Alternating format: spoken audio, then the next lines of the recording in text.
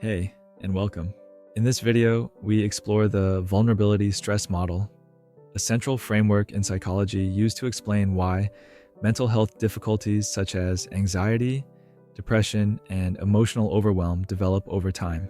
This model helps us understand how biological vulnerability, psychological sensitivity, and life stress interact, and why the same situation can affect people very differently. Instead of focusing on weakness or personal failure, the vulnerability stress model explains mental health as a balance between sensitivity, stress load, and protective factors. This is a calm, in-depth introduction designed to help you understand the foundations of the model and how it applies to real life. Take your time with this video. There's no rush here. Section 1, the core idea, not one cause, but an interaction.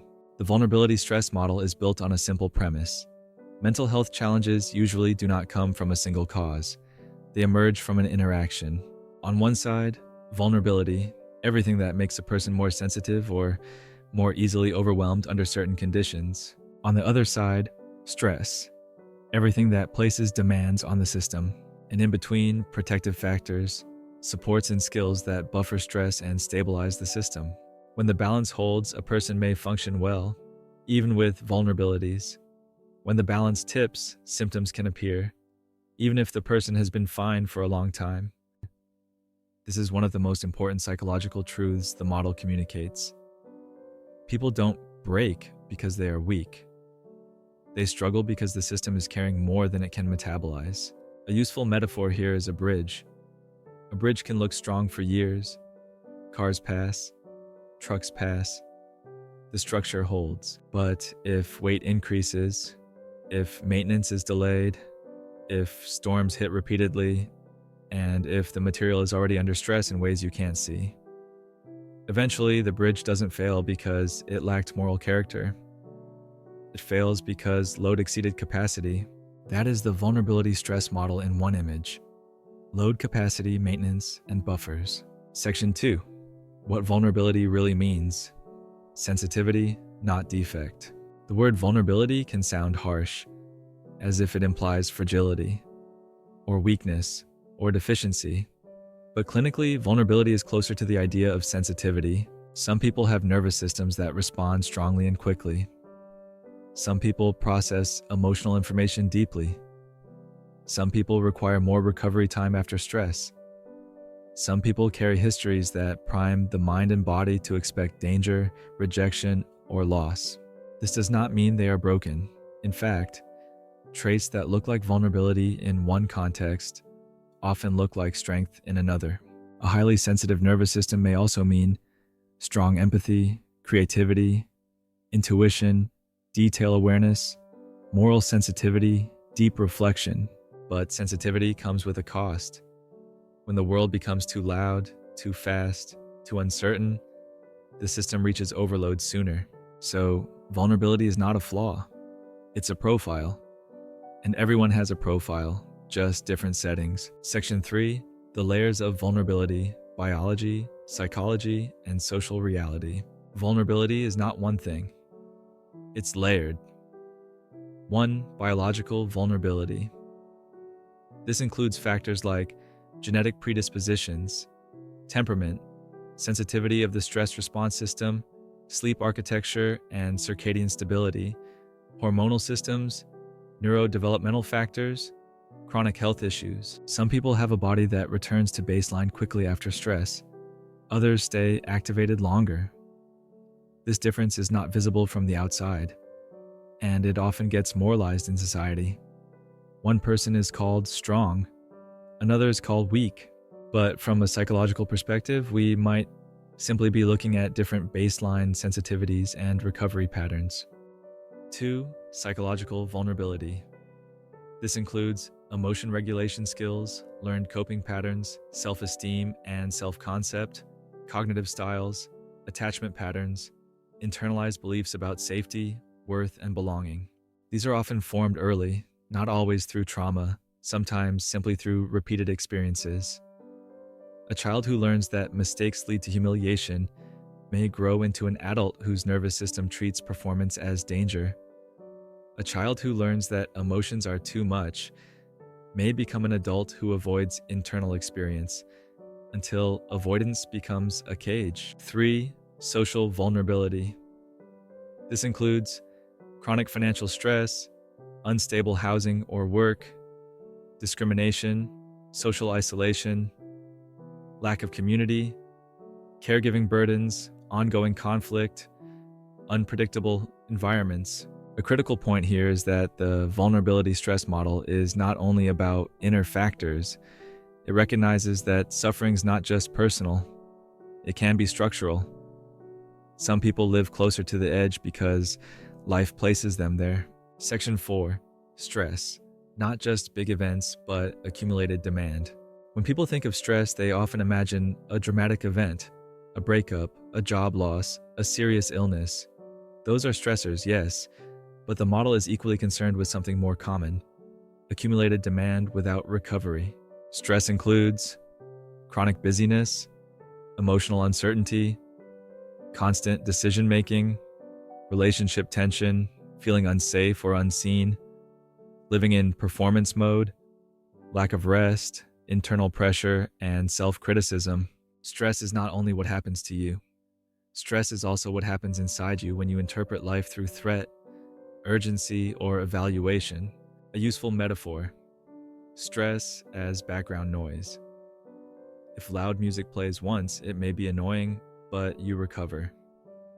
If it plays day and night, your nervous system adapts by staying tense. Not because you are weak, because your biology is doing what biology does, adjusting to environment. This is why chronic stress is so powerful. It doesn't just make you tired, it changes your baseline. It lowers the threshold at which the system says, I can't carry this. Section 5. Thresholds. Why symptoms can look sudden. One of the most misunderstood experiences in mental health is the feeling of sudden collapse. People say, I was fine, and then I wasn't. Nothing big happened, and yet I can't cope. I used to handle this. Why not now? The vulnerability stress model explains this through the idea of thresholds. A system can function under load for a long time, but load can accumulate quietly, like water behind a dam. From the outside, everything looks unstable. The surface is calm, but pressure is rising. And then one more small thing happens. One email, one conflict, one sleepless night, one criticism, and the dam breaks. The breaking point looks sudden, but the buildup was not. This is often the most compassionate reframe the model offers. Your struggle isn't random. It's not proof you're weak. It's the visible moment of a long, invisible process. Section 6. The body.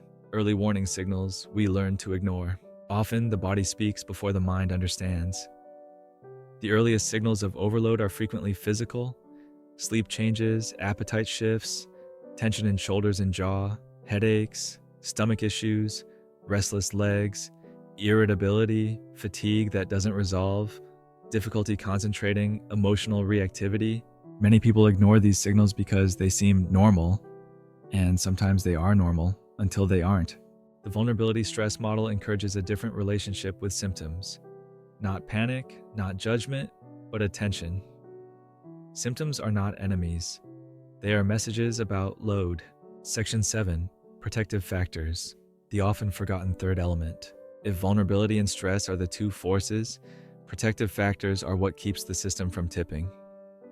Protective factors include biological buffers, psychological buffers, social buffers. Here's something important. Protective factors don't remove vulnerability. They increase capacity. They don't eliminate stress. They reduce impact.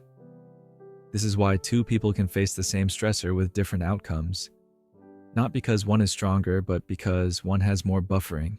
Section 8. Case. Example 1. Anxiety as a shift in balance. Let's make this concrete. Imagine a person with a naturally sensitive nervous system. They are thoughtful and perceptive. They notice details. They care what people think. For years, they function well. Then life load increases. More responsibility at work, less sleep, more uncertainty. A relationship becomes unstable. They stop exercising. They lose their one consistent friend group. Nothing catastrophic happens, but recovery disappears. Their nervous system gradually becomes more activated. They start scanning for problems. Then anxiety appears. Racing thoughts, chest tightness, difficulty sleeping, fear of social situations, avoidance. They might tell themselves, "I'm failing." The vulnerability stress model would say something else. Your sensitivity was always there. Your stress increased. Your buffers decreased. The balance tipped. Anxiety is not a moral failure. It's the system signaling load is too high. Section 9, Case Example 2, Depression and the Weight of Long Stress. Now imagine a different pattern. A person has a vulnerability toward low mood. Maybe family history, maybe temperament, maybe early experiences of emotional neglect. They are functional, responsible, reliable, but they live with long-term stress, chronic overwork, little emotional support, a sense of meaninglessness, constant self-criticism, no space for recovery. At first, they push through. Then slowly, energy drops, motivation fades, sleep becomes irregular, joy shrinks, they withdraw, everything feels heavier. Depression often looks like lack of effort from the outside. But from this model, depression can be understood as a nervous system and mind reducing output because the system is depleted, not laziness. A shutdown response after prolonged load. Again, not weakness. Physiology and psychology under strain. Section 10. What this model changes in how we treat ourselves. For many people, the most healing part of this model is not the theory. It's what the theory does to self-talk. Instead of, "Something is wrong with me," you may begin to say, "Something is too much." Instead of, "I should be able to handle this," you may begin to say, "My system needs different conditions." This shift matters because self-blame is not neutral. Self-blame is additional stress. And when stress is the problem, adding more stress through shame is like trying to put out a fire with gasoline. The vulnerability stress model gives a calmer approach. Understand the load. Understand the sensitivity. Build buffers. Reduce what can be reduced. And treat symptoms as information, not identity. Part 1, Closing. From mystery to map. So far, we've built the foundation. Vulnerability as sensitivity, not defect. Stress as demand. Not just events, thresholds, and why collapse can look sudden. Protective factors as buffers and capacity. Real-life examples of anxiety and depression through this lens. Now we'll go deeper into application. How therapy targets both sides of the balance. How CBT, ACT, and MBCT connect with this model. How to identify your personal vulnerability stress pattern, prevention versus recovery. What relapse actually means, and how to create practical entry points for change without pressure. Section 11, Therapy as rebalancing, not fixing. One of the most important shifts this model brings to therapy is this. Therapy is not about fixing a broken person. It's about rebalancing a system under strain. Different therapeutic approaches work on different parts of the vulnerability stress equation. Cognitive approaches often work by reducing psychological stress, increasing predictability, loosening rigid thinking patterns, lowering internal pressure. By changing interpretation, they reduce stress load. Acceptance-based approaches often work by increasing tolerance for internal experience, reducing avoidance, changing the relationship to thoughts and emotions. This increases capacity without trying to eliminate vulnerability. Psychodynamic and relational therapies often work by addressing long-standing patterns, healing attachment wounds, integrating emotional experiences. This can reduce baseline vulnerability over time. No approach is right in the isolation. Each targets a different lever. Section 12. Why just reducing stress is not enough. Many people are told, you just need to reduce stress. And while that sounds reasonable, it's incomplete. Some stress can be reduced. Some stress cannot. Bills still need to be paid. Relationships still matter. Life still changes. The vulnerability stress model emphasizes two parallel paths: reducing unnecessary stress where possible, increasing the system's ability to process stress. If you only reduce stress without building capacity, you remain fragile. If you only build capacity without addressing overload, you exhaust yourself. Balance is the goal. Section 13, understanding your personal pattern. One of the most powerful applications of this model is personal mapping. Instead of asking, "What's wrong with me?" you begin to ask, "What kinds of stress affect me most? Where am I most sensitive? What early signals does my body give me? Which buffers stabilize me? Which situations drain me disproportionately?" This turns suffering into information. For example, one person may tolerate workload well but struggle with relational uncertainty. Another may handle emotional conflict but collapse under constant time pressure. Another may function socially but deteriorate in isolation. There is no universal formula. There is your pattern. Section 14, prevention is not avoidance. Prevention often gets confused with avoidance, but prevention in this model means pacing, recovery, awareness, boundary setting, honest appraisal of limits. Avoidance shrinks life. Prevention sustains it. A person who understands their vulnerability stress balance does not live smaller, they live more deliberately.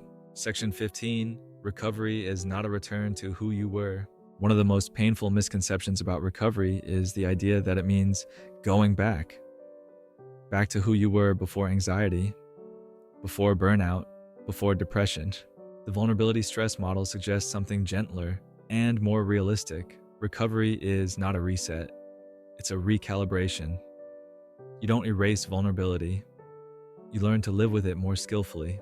Often people emerge with better emotional literacy, clearer boundaries, greater self-respect, deeper empathy. The system doesn't become invulnerable, it becomes wiser. Section 16, relapse through the vulnerability stress lens. Relapse is often misunderstood as failure, but in this model, relapse usually means stress increased, buffers weakened, vulnerability stayed the same. Relapse does not erase progress. It signals the balance shifted again. The question is not, "Why did I fail?" but "What changed in the equation?" This reframing alone can prevent shame spirals. Section 17, why sensitivity is often pathologized. Many people who struggle are not dysfunctional. They are sensitive in environments that don't accommodate sensitivity. Modern life often rewards speed, constant availability, emotional suppression, productivity without pause. Sensitive systems pay a higher cost under these conditions. The vulnerability stress model doesn't ask you to harden, it asks, how can life be shaped so sensitivity doesn't become suffering? Section 18, living with the model day to day. Living with this model means noticing early signals, responding before crisis, allowing rest without guilt, adjusting expectations, asking for help earlier, seeing symptoms as feedback. It replaces self-surveillance with self-attunement. Section 19, when the model brings relief. For many people, this model offers something deeply human: permission. Permission to stop comparing resilience. Permission to stop moralizing struggle. Permission to stop asking, "Why am I like this?" and start asking, "What does my system need?" Understanding does not remove pain, but it removes unnecessary suffering layered on top. Section 20, integration with other models. The vulnerability stress model integrates naturally with the behavioral triangle, attachment theory, nervous system regulation, mindfulness-based approaches, trauma-informed care. It acts as a meta-framework, a way of seeing how all these pieces relate. Final reflection, from self-judgment to context. The most important shift this model offers is not technical, it's existential. You stop seeing yourself as defective. You start seeing yourself as contextual. Your reactions make sense when placed in time, history, biology, and environment, and from that understanding, something softens. As we come to the end of this series, one message remains: you are not broken. You are responding to load. The vulnerability stress model does not promise a life without difficulty. It offers a way to understand why certain experiences overwhelm us and how stability can be rebuilt without denying sensitivity or complexity. Recovery is not about becoming invulnerable. It's about learning how your system works, noticing early signals, and creating conditions where balance is possible again. Thank you for taking the time to explore this model. Take care. Are there specific topics you're interested in or a particular question you'd like answered in your life? Let me know in the comments. Subscribe now and join me on your journey toward more clarity and inner strength.